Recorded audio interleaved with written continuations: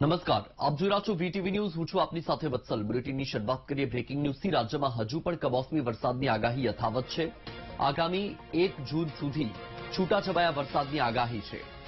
ગાજવીજ સાથે ભારે વરસાદની આગાહી કરવામાં આવી છે. દક્ષિણ ગુજરાતના વિસ્તારોમાં પડી શકે છે વરસાદ.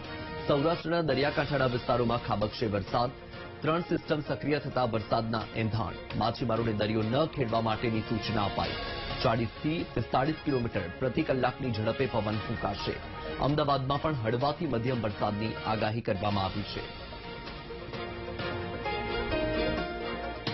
40 to 50 किलोमीटर प्रति घंटा में और इसके साथ लाइट टू मॉडरेट रेन भी आइसोलेटेड जगह में पूर्वानुमान है.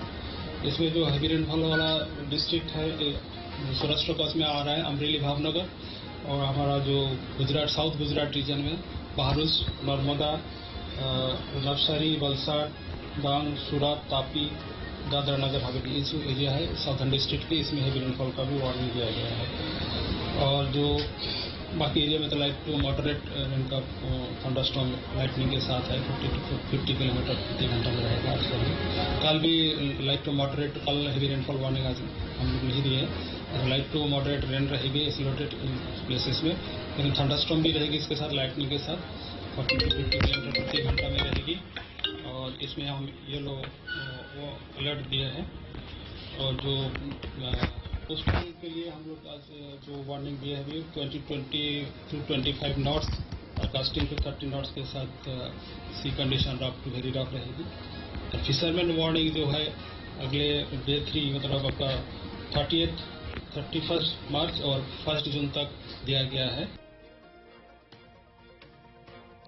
દ્વારકાના દરિયામાં જોખમી રીતે માછીમારી. દરિયામાં ન જવાની ચેતવણી છતાં જોખમી રીતે માછીમારી કરવામાં આવી. અરબી સમુદ્રમાં ભારે કરંટ વચ્ચે જોખમી માછીમારી. માછીમારી ન કરવા માટે કલેક્ટરે પરિપત્ર પણ જાહેર કરેલો છે. પરિપત્ર છતાં માછીમારી કરી રહ્યા છે માછીમારો.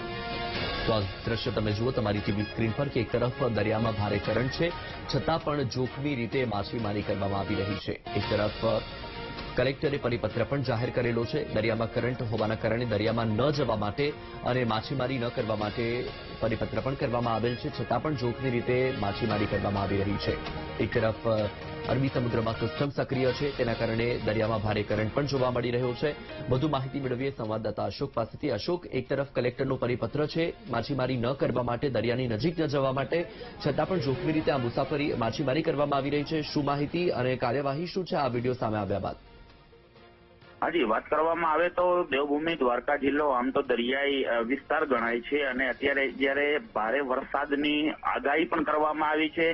દેવભૂમિ દ્વારકા જિલ્લાના દરિયામાં ભારે કરંટ જોવા મળી રહ્યું છે. તંત્રએ જાહેરનામું પ્રસિદ્ધ કરી અને દરિયાની અંદર જો કોઈ માછીમારી કરવા પર પ્રતિબંધ મૂકી દેવામાં આવેલો છે. છતાંય આજે અમુક એવા દ્રશ્યો દેખાણા હતા કે કેટલીક બોટો જે માછીમારી કરવા માટે જઈ રહી હતી અને જીવના જોખમે એ જઈ રહી હતી. ત્યારે સવાલ અહીં એ થાય છે કે જે અધિકારીઓ છે એમની મીઠી નજર હેઠળ આ બોટો જઈ શકે, કારણ કે ફિશરીઝ વિભાગ છે કે પછી અન્ય કોઈ વિભાગ છે એમના સંકલનથી જ બોટો દરિયાની અંદર જતી હોય છે. ત્યારે એક બાજુ જિલ્લા કલેક્ટર દ્વારા જાહેરનામું પ્રસિદ્ધ કરી માછીમારી ઉપર રોક લગાવવામાં આવે છે કે જીવના જોખમ ખેડી અને દરિયા અંદર ન જવું, જ્યારે બીજી તરફ અમુક અધિકારીઓની મીઠી નજરથી જ માછીમારી કરવા માટે અમુક માછીમારો અંદર જતા હોય છે. ત્યારે ક્યાંક ને ક્યાંક આ સરકારના તંત્રથી બેવડા ધોરણથી લોકો પણ પરેશાન છે. જી વત્સલ.